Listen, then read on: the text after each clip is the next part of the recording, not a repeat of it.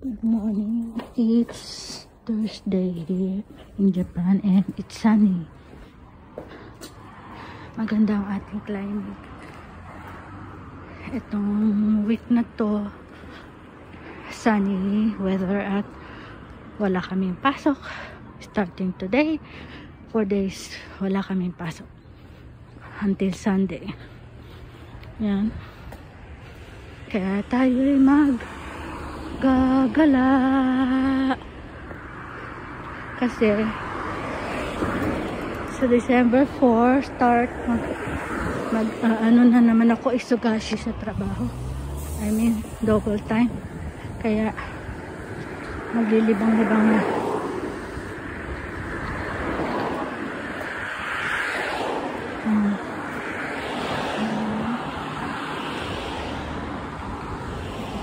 Mag-aabang tayo ng bus kasi ang bus dito is on time.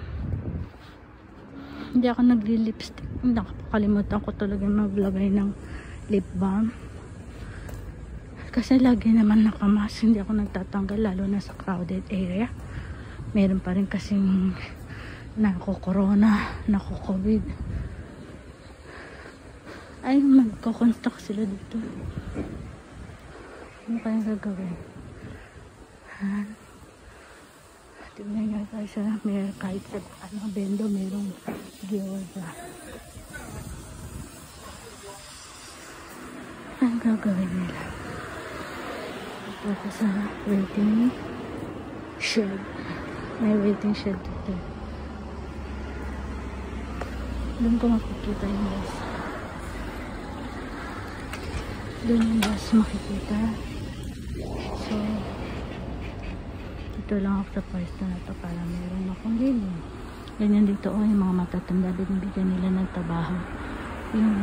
Sila yung nagmamanage ng traffic. Pag may construction silang gagawin, sila yung nag-stop, nag-go sa mga sasakyan. Mga ano na yan, senior. Pero binibigyan sila ng work ng mga engineer. Hindi ko naman kilala pero nag-greet siya sa akin. Very kind.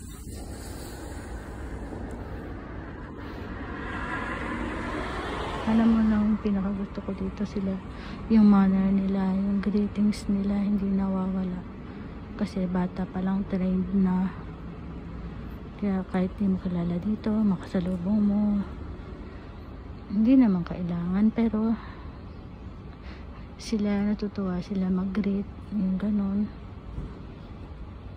lalo na sa morning yung greetings dito hindi nawawala.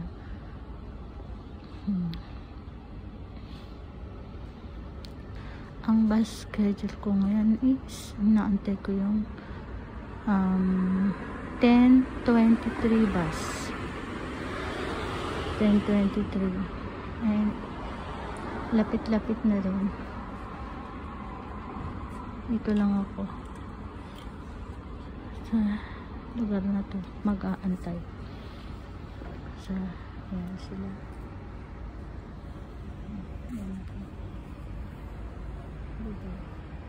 Ito sa antayan ko parati na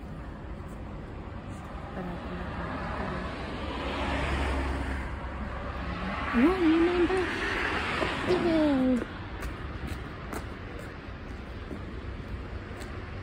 Ano kayang gagawin sila dito? Ayan, 10:23, andun na siya.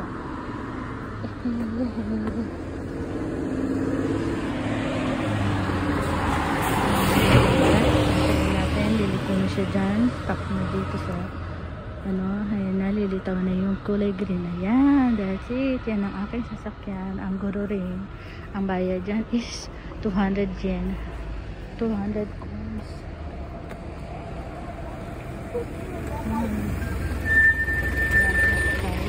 Bye muna.